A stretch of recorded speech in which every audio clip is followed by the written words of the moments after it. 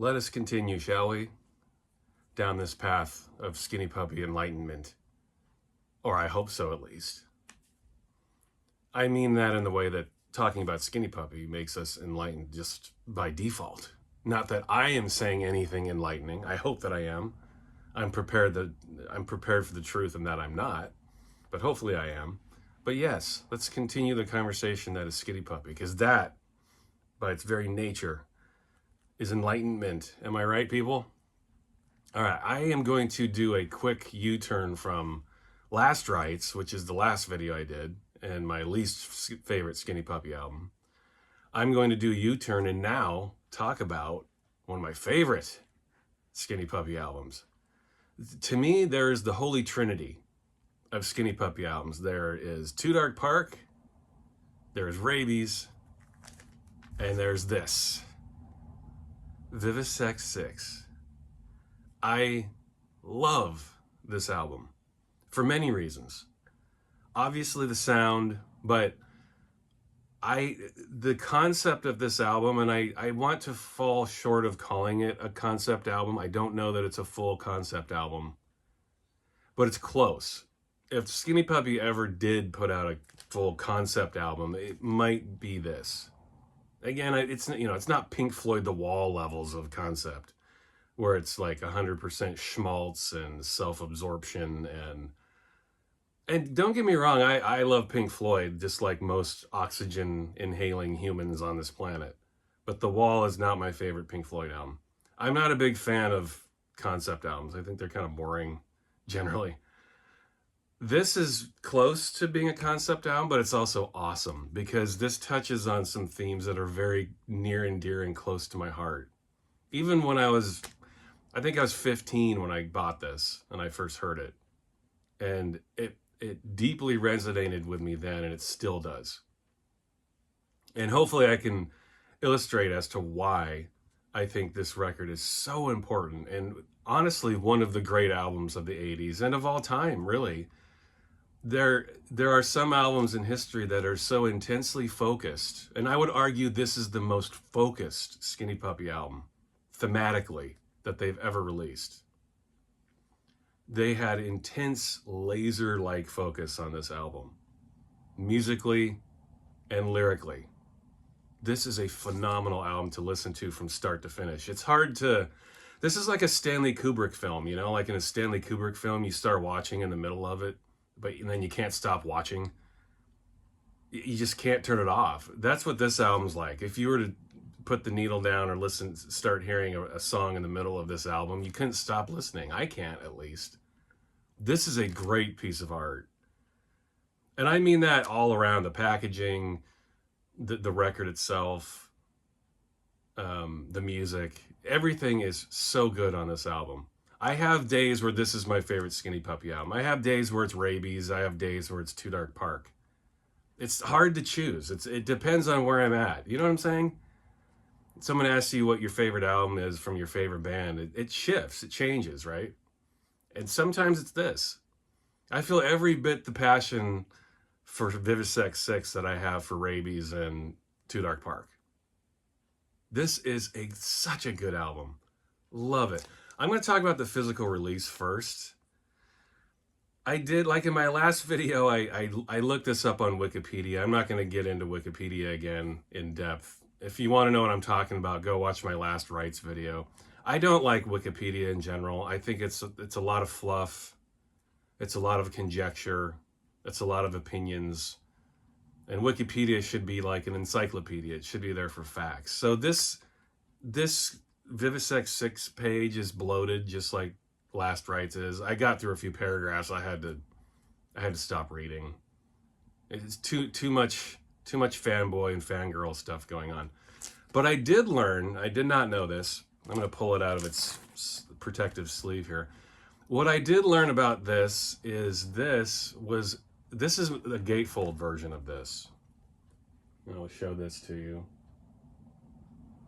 This is the original version. This is the initial press, the Canadian press on Network Records. Apparently it was supposed to, I'll hold this up again. it was supposed to be this. It was supposed to be a gatefold sleeve. But apparently there are only less than 1,000 copies of this pressed. Someone correct me on this. Like, someone who's a Skinny Puppy expert, like Tim Humphrey, Discovery Records. Dude, is that true? Was this limited to less than 1,000? I've never seen another one like this. The gatefold sleeve. I've seen plenty of other presses that just were a single sleeve. And the other copies I've seen, this part, the lyrics, this was on the inner sleeve, these two photographs. This was one side of the inner sleeve, this was the other side. You pull the record out, it's got the poly inner, which is nice. I bought this record new, and the record still plays like new because it's been in this. That reminds me, I'm going to do a vinyl care video at some point in the near future. People have been asking for that. So I'm going to talk about how I preserve my records. But this is a really cool package. It's too bad because I think it's essential to be able to see this cover in all of, in its gatefold fold out glory here. This X-ray. And kind of hold it up in different ways and see different things. Kind of a grotesque image. That's what Skinny Puppy was known for. There is a quote in here I've always liked. Right here it says, "Play this music loud or not at all. As always, to the green man, to hell with any bullshit." Of the green guy. Who's the green guy? Does anyone know who the green guy is? Somebody knows out there. I have no clue who the green guy is. But this is the packaging. And actually, you know what? I'll take this back out of its sleeve just so I can continue to hold this up while I talk about it. This album, obviously the title is very telling. It's VivisectVI. It's about a couple of things. I've always taken it to be about a couple of things, but it's about vivisection, animal experimentation in the 80s. And it's about the evilness of humanity. I want to stop. I hate using the word evil because that suggests that I'm some sort of religious kook. The scumbaggery of humanity, such as tracks like Human Disease, Scum. That is the theme of this album. It is about, it's about the psychology of having perhaps more sympathy for animals than we do for humans because of the fucked up shit humans do to ourselves and animals. To me, that's how I've always taken this album. And there's the track listing. And there are a couple of singles from this album, and I will get to those. But this album, it holds a very special place in my heart because of that fact. Ever since I was young, I've had most of us have this. We have a connection to animals, cats and dogs, and I generally respect animals more than dogs because, it's like if you approach this record in the way that I think Skinny Puppy hopes to intend that people approach this record, it's that approach that, going back to the 80s, vivisection was a big thing. I think, a lot of places have stopped doing it now, but they still do it in lesser ways. But they brutally assaulted and tortured animals and for the sake of human consumption, experimentation so humans could live safer lives. But, these scientists would lock themselves in these labs and torture these animals. And because they were able to explain it to the government, they got money and funding for grants. As long as you're smart enough to explain being a torturous bastard, you're going to get funded for what you do. And not much has changed in that regard, has it? Not really, in different ways. But that is the theme of this album, I think. It's the idea that when you torture an animal, they don't understand what's going on. When you torture a human, at least as awful as that is, at least the human has some sort of connection to why it's happening or why it's not happening. They have some consciousness about it. The animals don't. Animals don't know what's going on. They're just being tortured. So that's what Ogre was trying to say with this album, I think. That's how I've always taken it. It's that divide. It's the examination of why we might feel less sympathy for a human being tortured than we do for an animal being tortured.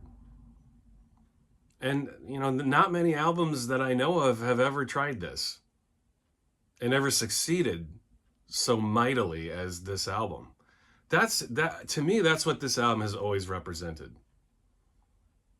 It is about the approach to how we feel about humanity and its existence with ourselves and to other living things.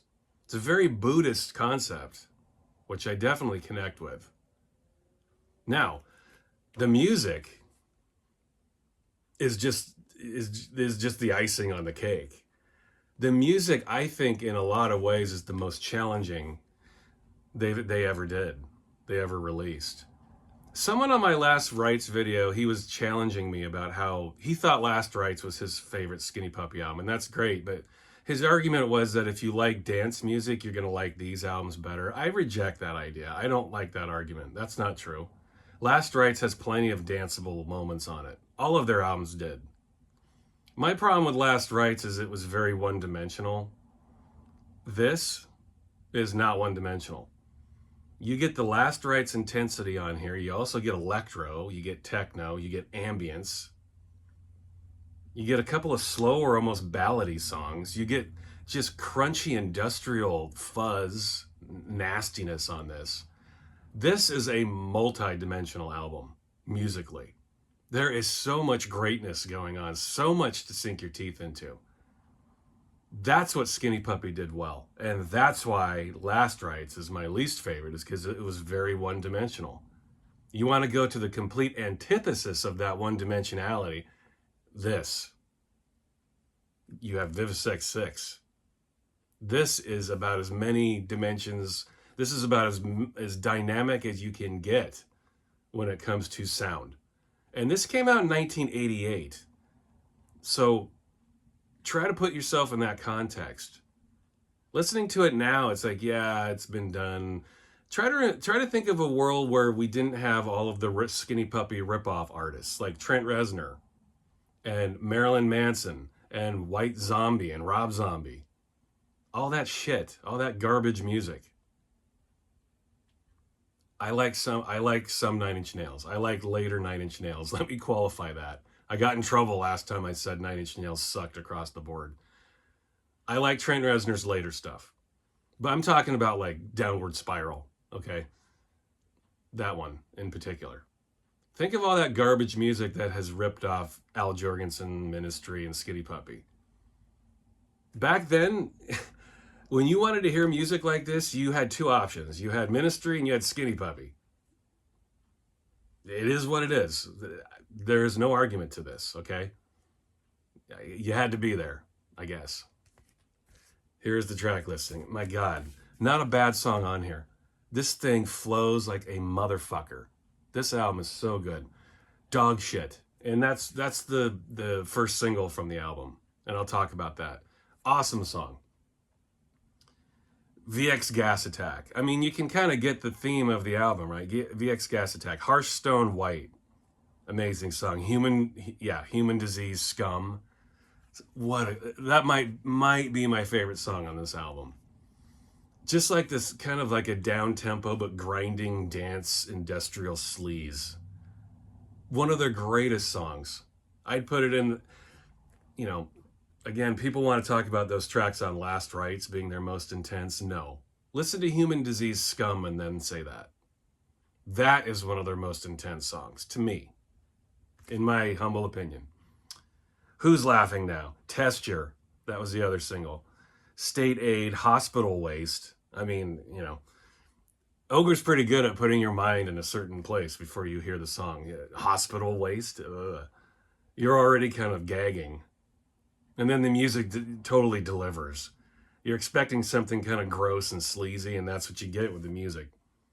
And then, the last song, Fritter, Stella's Home. That's just some freakish sampled weirdness, like a serious haunted house, scary shit song. And I don't mean shit like it's shit. I mean it's great. It's a really cool way to cap off the album. Just a spooky, otherworldly voice and distorted psycho samples, and this is a phenomenal album. If you're a Skinny Puppy fan, you already know this. I'm not telling you anything you don't know. But I think, again, because of that angle of the vivisection, you can tell Ogre is very, very, very passionate about this. And if you're passionate about that yourself, you're going to find a lot to love about this album.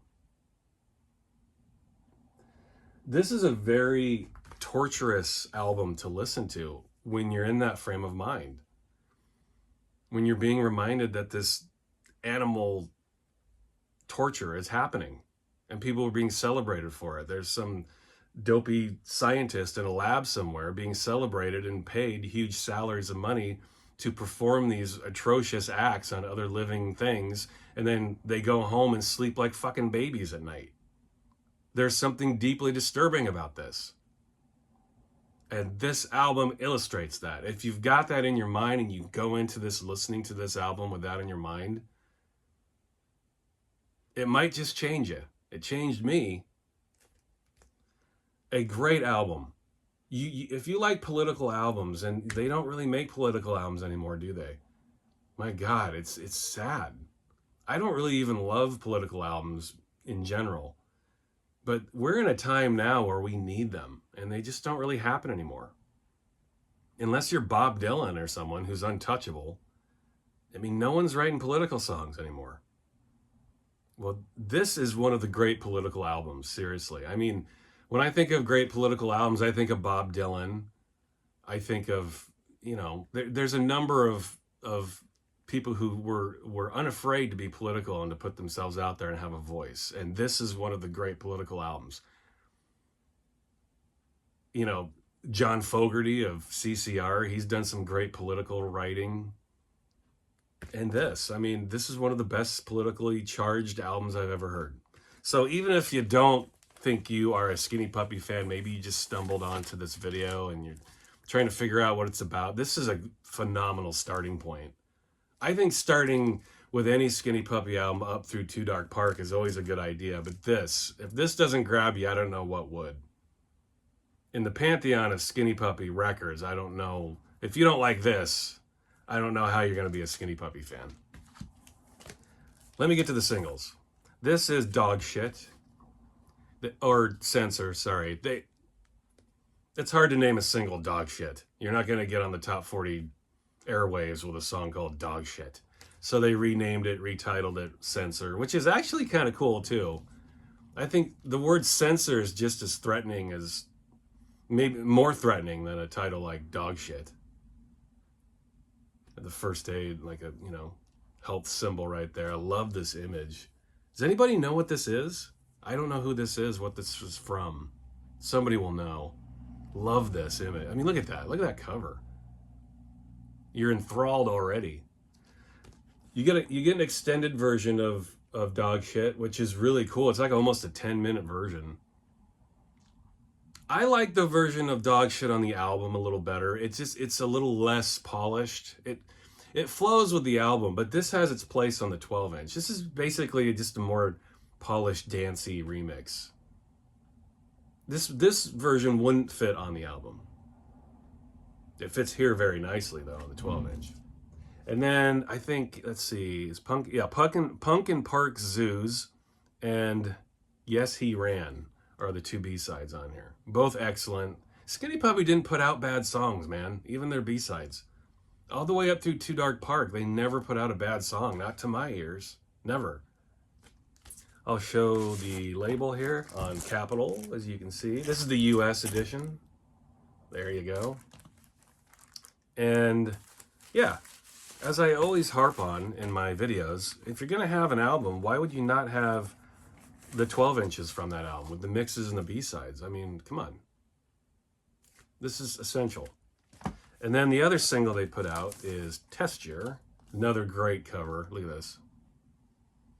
Just like a gloriously grotesque cover. It's shiny, threatening, foreboding.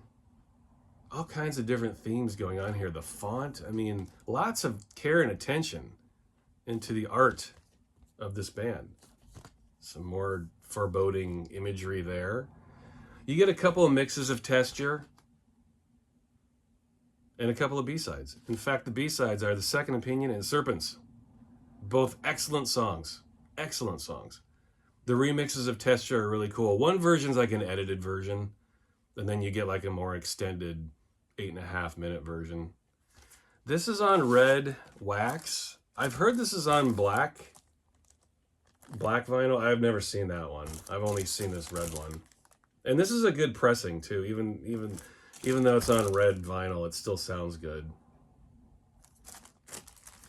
What's the other single was it? Oh, Tormentor from Too Dark Park. I have two different colors on that one. I have a blue vinyl copy and I have one on black. They both sound the same. I can't really tell much of a sound difference with those two.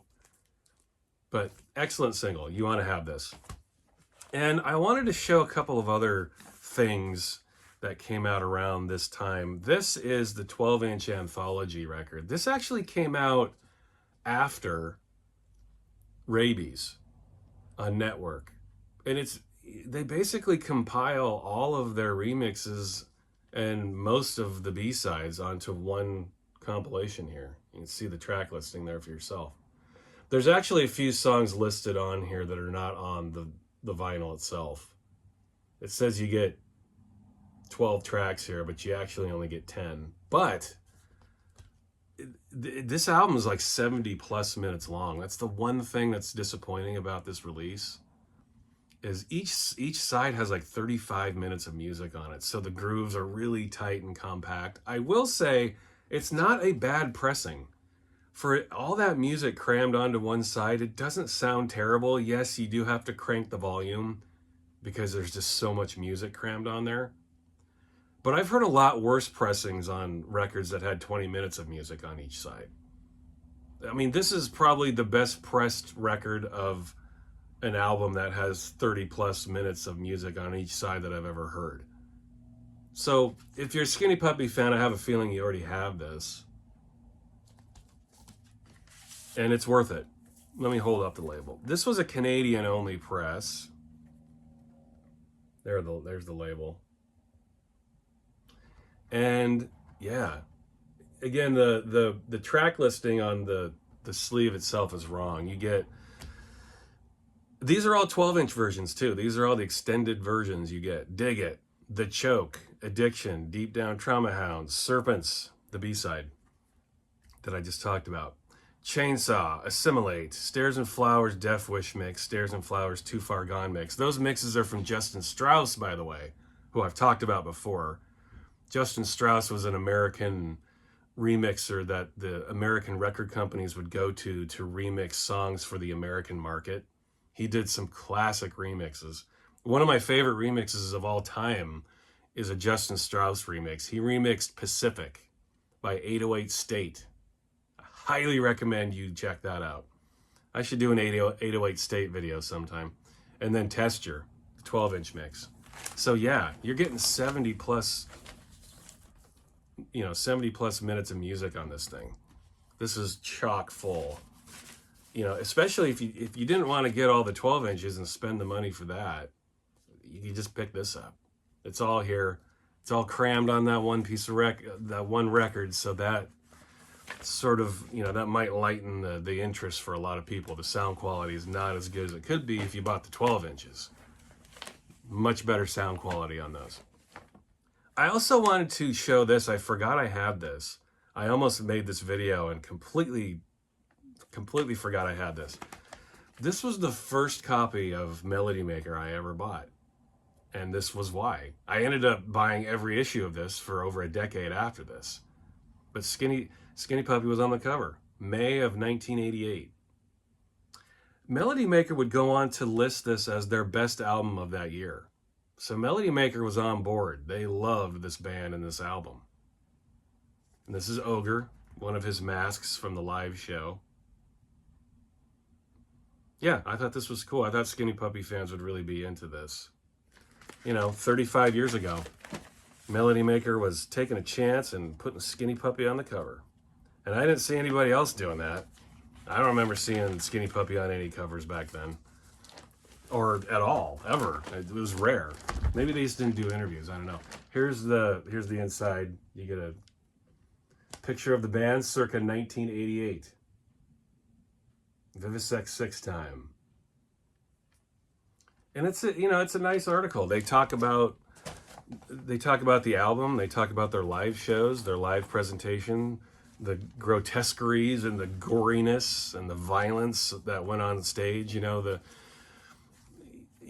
was an interesting time for Skinny Puppy. Their shows were way intense. Lots of this kind of imagery going on. And again, they challenged audiences with those live shows at that time. I think it's, especially then when you didn't have the internet and very limited ways to interact with your audience, I think seeing Skinny Puppy live was absolutely essential because a lot of their messages came through here with Ogre on stage. Especially how passionate he was about vivisection and animal cruelty. That's what a lot of these live shows were about. They got in some trouble because they would put these, these fake dogs on stage that were cut up and people thought they were real. Well, that was the point, to make a very realistic depiction of an animal suffering. I think when you proselytize to someone and you go to them and you say, hey, animal cruelty sucks, you should stop it, people are going to react negatively to that. And people don't want to be preached to. So there's going to be a negative reaction to this. But when you do something live like this and you show some images of animals being tortured and you show a fake dog on stage being tortured, I think if you shock people like that and surprise them, that might actually change the way they look at these types of issues. They might actually go out of their way to change something in their own mind and start working towards something better. And that's what Skinny Puppy has always done. Never more so than on VivisectVI. So that is my VivisectVI video.